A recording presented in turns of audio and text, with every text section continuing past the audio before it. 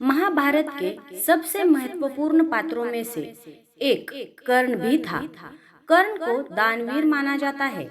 महाभारत में कर्ण से बड़ा कोई और दानी नहीं था। स्वयं भगवान श्री कृष्ण भी कर्ण को सबसे बड़ा दानी मानते थे।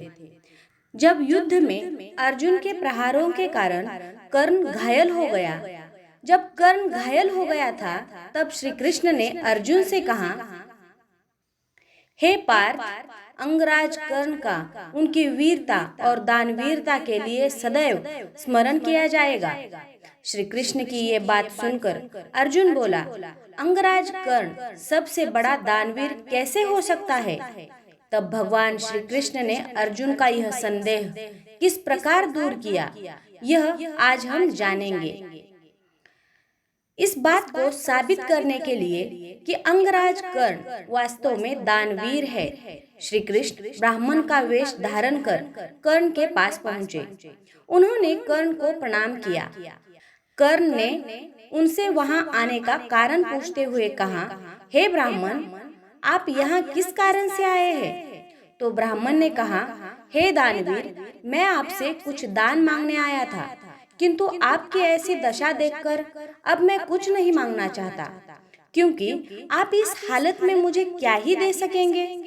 आप अब मृत्यु के बहुत निकट पहुंच चुके हैं। यह सुनकर कर्ण ने अपने पास पड़े पत्थर से अपने सोने के दांत तोड़कर ब्राह्मण को अर्पण कर दिए।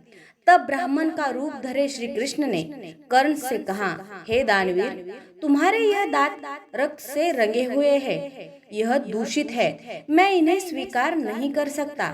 तब अंगराज कर्ण ने अपने बाणों से मेघराज द्वारा वर्षा करवाई और उनके दांत जल से धुल गए। इस प्रकार उनके दांत शुद्ध हो गए। अंगराज की इस दानवीरता से प्रसन्न होकर श्री कृष्ण अपने वास्तविक रूप में आ गए और कर्ण को वरदान मांगने को कहा। कर्ण ने श्री कृष्ण से कहा, हे वासुदेव, मैं आपसे यह वर मांगता हूँ कि मेरा अंतिम संस्कार किसी ऐसे स्थान पर हो जहाँ पर कोई भी पाप न हुआ हो। यही मेरी इच्छा है, कृपया उसे पूर्ण करें।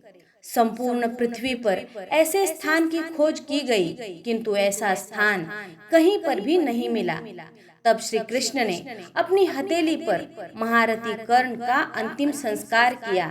इस प्रकार श्री कृष्ण ने दानवीर कर्ण की दानवीरता का परिचय लिया, जिसमें कर्ण उत्तीर्ण हुए। तो अंत में मेरे साथ कहिए, दानवीर कर्ण की जय हो। जय श्री कृष्ण।